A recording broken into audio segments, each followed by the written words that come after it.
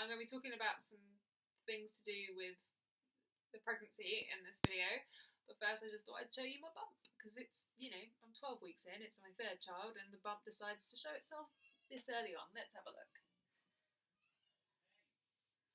Yeah. So it's not huge, but it's there. I don't normally have that.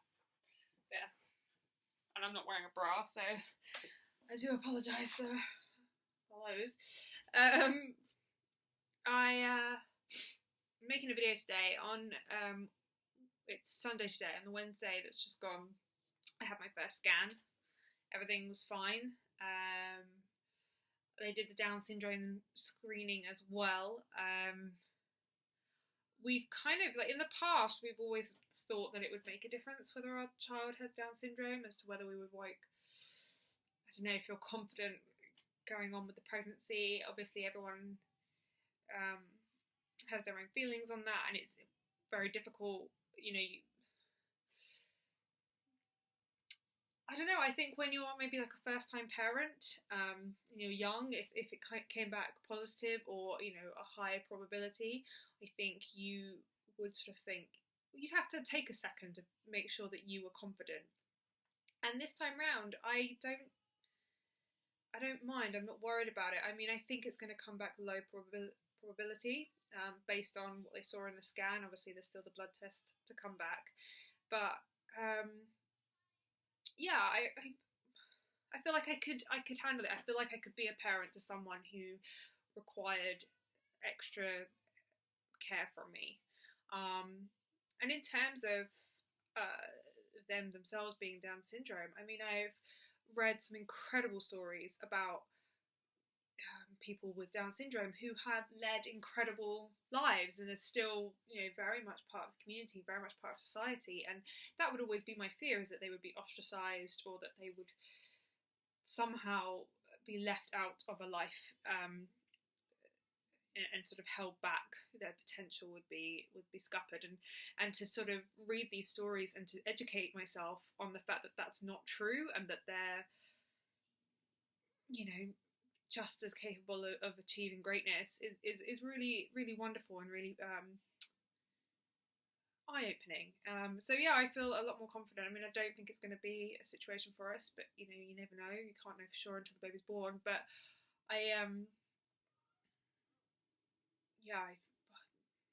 it's just interesting how your mindset changes. I think once you become quite a confident parent, I'm a semi-confident parent at this point, and I think, I can pretty much handle whatever life throws at me, when it comes to parenting, even if it's always, even if it's difficult, even if it's challenging, even if it's really hard sometimes, I think I can cope. So that's quite a nice feeling, to have that confidence. Obviously there are lots of other things that could happen, lots of other syndromes that the child could have, lots of other issues that could come up. But I mean, that's the one they particularly test for at this stage, and it was just very noticeable, my change in attitude or my change in confidence level, I think. So I thought it was just worth mentioning. Now, in regards to the scan, it's the second sort of major appointment I've had for pregnancy since becoming pregnant. So you have your booking appointment. The way they do it in this area is you have a blood test, then you have a booking appointment, and then you have your 12-week scan. So I had a blood test, which I didn't think would upset me, but it did, and that night I had a panic attack. I had the booking appointment, and the morning of the booking appointment I had a bit of a panic attack. Or it's not so much, in that case, it wasn't so much panic attack as it was just, I just felt very, very tense, and I couldn't really deal with anybody else in that moment. It was very, very difficult. I had to be sort of very focused to get through it. And it ended up really, really positive, with the midwives recommending a home birth before the words even left my mouth. That's what I wanted after everything that happened last time. They said, look, based on what you've told us, the fact that you're still a pretty low risk candidate, I think you might benefit from a home birth. So they were great. So that is the path that I'm on at the moment, is towards home birth. So that felt really good. And they were just very supportive, and they were just what I needed in that moment. And then, like I say, then we had the scan. And there's something about the scan, until you've had your 12-week scan, there's a part of you that thinks maybe I'm not pregnant, maybe the test was wrong, or maybe I'm just losing my marbles, or maybe the baby's not alive in there. You go through the disaster scenarios, and then on top of that, it's sort of the first kind of real physical interaction you have in regards to pregnancy. A medical professional is going to have their hands sort of on you or near you. They're going to be connecting with the pregnancy in a way that hasn't happened so far. And it does, the 12-week scan does make it very real, because, in TV shows when they go for their first scan, I mean, for the most part, these are like American TV shows where I think with the private healthcare system, I think people do have scans generally a little bit earlier on, because, then they can charge them more. With our 12-week scans that we have,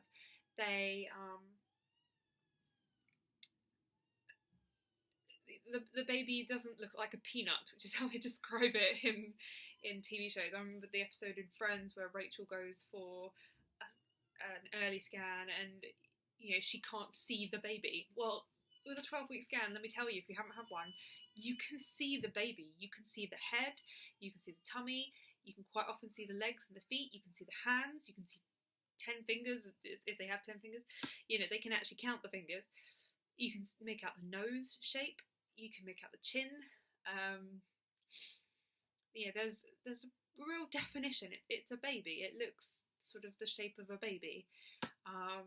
So it does. It just makes it very real. And when on Tuesday night, so the night before,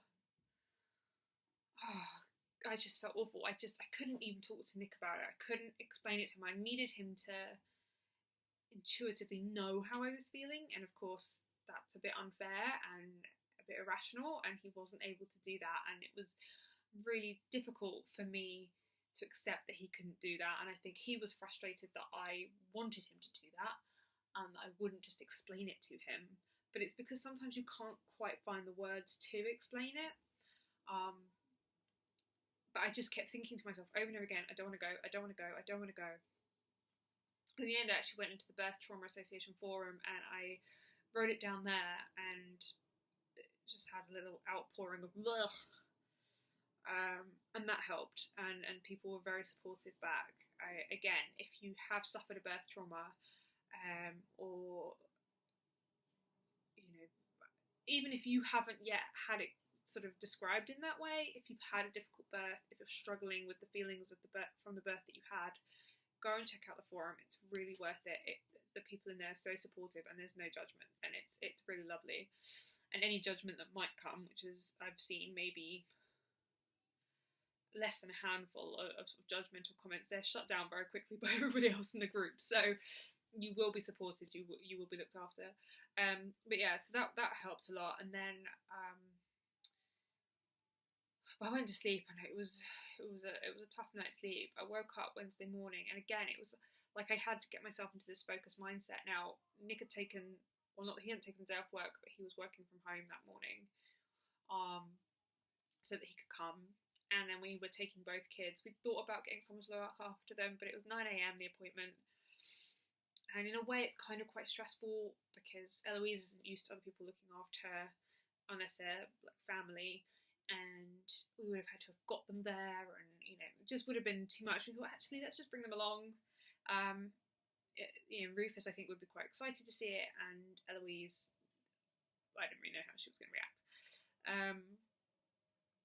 And I'd explained to Rufus the day before about what it would be like, what he would see, that he would actually be able to see the hand and things like that, because that, I think, but I also didn't want him to think that it would look like a baby that was outside the body, so trying to kind of prepare him for what it would look like. But on the morning of, I just was like, we just need to get dressed. We just need to get out of the house. It was all sort of very sort of military and controlled, and yeah, it was very, very tense, for lack of a better word. And Nick just said to me, "I take it you do not want me to talk to you about it, so I won't." And I was like, "You are correct, sir. I do not want you. I can't handle talking to you about it right now." So he was just really helpful.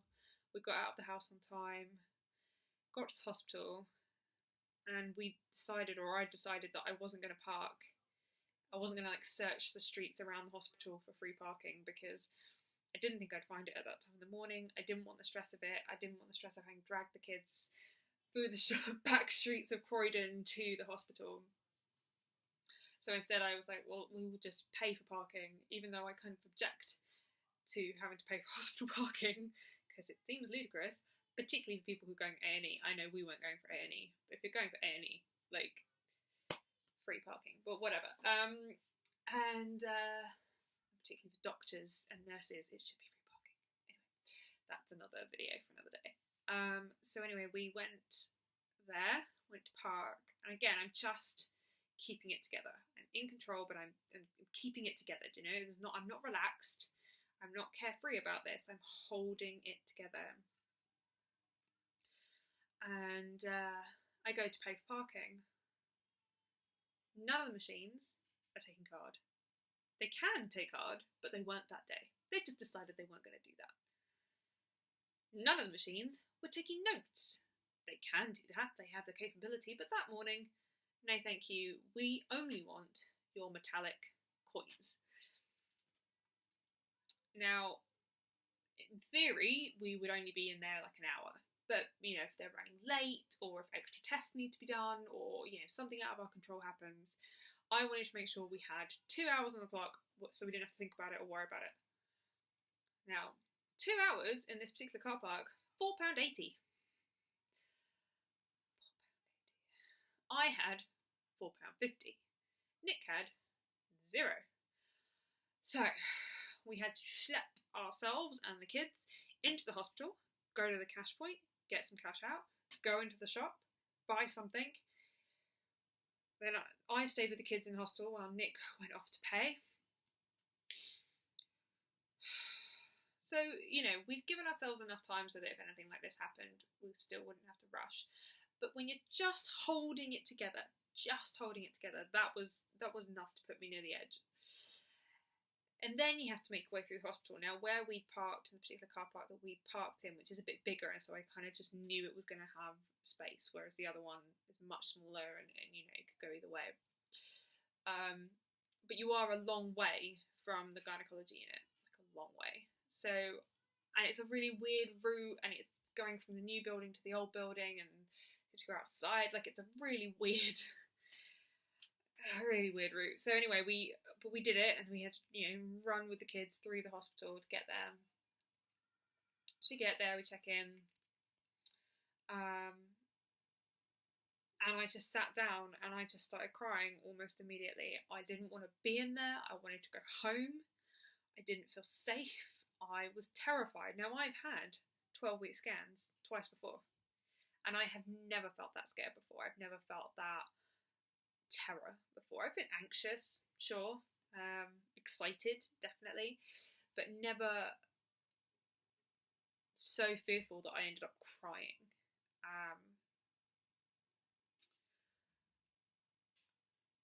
But very quickly we were called in. And what some people have suggested, you know, in regards to the birth trauma or the previous birth trauma, was that, you know, let the healthcare professionals know that that's what you've been through, so they can be extra sensitive. But I'm not that kind of person. I don't want people cuddling me. I don't want people holding my hand and trying to make me feel better or anything like that. I just want to be me. I just want to be normal. I don't want the birth trauma to have happened. It has happened, and now I want life to return to normal. I want people to see me in the same way. Now, of course, like my close family and friends, you know, it's wonderful when they're able to offer the support when I feel like I need it. But the rest of the world, I want them just to see me as me, and not as someone who's been through this traumatic experience. So I didn't say anything. I mean, there were clearly tears running down my face. So I think she knew something was going on, but we didn't talk about it. She didn't ask. We just got on. And in fact, she was amazing because she was very kind and she was nice to the kids. I mean, you're never sure how excited they're going to be to see children coming along to these things. But she was matter of fact and straight to the point, and she just got on with it and she didn't faff around. So it was on the table, she put the gel on. That freaked Eloise out because she hates anything that's like vaguely sticky, so she was not happy with the gel. She started the scan. Within 2 seconds of starting the scan, she was like, there's the heartbeat. There was none of this sort of like, okay, let's see if we can find the heart. There was none of that, which I've had before, which was really like tense moment. She was straight in there. And she just sort of talked us through it, and it was really nice. You can hear Eloise. Rufus liked it. He thought the baby was waving at him, which he kind of was, to be honest. He was, shaking his hand. And Eloise was more concerned about me. She thought I was ill. And here she comes. Hello, Trouble. Mommy, I want this. You want this game? Yeah. Do you want to take it down to Rufus? Yeah. Go on then. Mommy, take it out. Yeah, when you get it downstairs, turn it upside down. The button's out. Yeah, when you get downstairs, turn it upside down and they'll come out, okay? But not till you get downstairs. Good girl. But no, it was really good because it was straight to the point and it was matter of fact, and I felt like she was treating me the way that she would treat any patient, which is kind of what I needed in that situation. And then I was able to relax, and actually having the kids there made a big difference because there was someone else to concentrate on besides me, someone else's feelings to worry about besides my own. So I was just talking to them and explaining it to them, and I mean, it still went completely over Eloise's head. She was like, what are you talking about? Anyway, whereas Rufus was a little bit more interested, well, very much more interested and excited. And he's gone from saying it's a boy to now saying it's a girl, so who knows. But obviously you can't possibly know that for a few more weeks, but still, that's Rufus for you. He's certain. But no, it ended up being quite a positive experience. Now I spent the rest of the day feeling quite numb about it. I tend to do that when I've had a really difficult, emotional day, draining day. I tend to just shut down and become quite numb. And I think that is just my mind's way of saying, you've dealt with a lot, you've still got to process this, so we're going to just try and protect you for the rest of the day. And that's what it did, because obviously I still had a whole, this was 9 a.m, I still had the whole rest of the day with the kids to get through. And that's why I haven't made the video until now, even though I've thought about doing it. It's because I needed a few days to process how I was feeling and how it had made me feel, and to start feeling excited again. And actually, I went and bought some maternity clothes at an NCT Nearly New sale the other day, or yesterday, and so I've started wearing maternity clothes, and that's helped, I think, weirdly, between the scan, making it seem real, but then also the maternity clothes, which, if you buy really nice maternity clothes, which these are, even though I've got them second hand, they are some much nicer than I would have bought in the past. They celebrate your bump. They don't try and hide it. They're not trying to camouflage it. They're not trying to lessen it. They celebrate it, and I think I really need that. I need to feel like I'm celebrating it, because with all the pain and the anguish that I've been feeling, I've forgotten to just kind of enjoy it and be excited. And now this is, as far as I'm concerned, the last baby we're going to have. So what a shame it would be if I wasn't able to enjoy it, some of it. So yeah, but it has been. It's been an emotional week.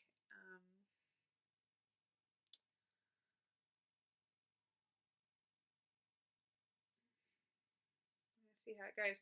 I've got my next scan booked. I've got my next midwife appointment. So the next few weeks will be quite busy with those things. It's funny that you have like these 2 scans relatively close together, only sort of 8 weeks apart, and then nothing until the baby's born. Where we used to live, you had like another scan in between the 20-week one and birth. You'd have one around 34 weeks. They don't sort of do that here routinely, so you'd only have that if there was any cause for concern. But yeah, it is really weird. I mean, it's basically half the pregnancy. You don't see anything. I mean, obviously you can pay for private scans if you want, but yeah, after that 20-week scan, who knows what's going on in there? But yeah. So yeah, then it is exciting. It is. It's confusing too, and it's a muddled mess sometimes. But I'm excited about it. I am. It does sound like I'm trying to remind myself that I am. I am excited, and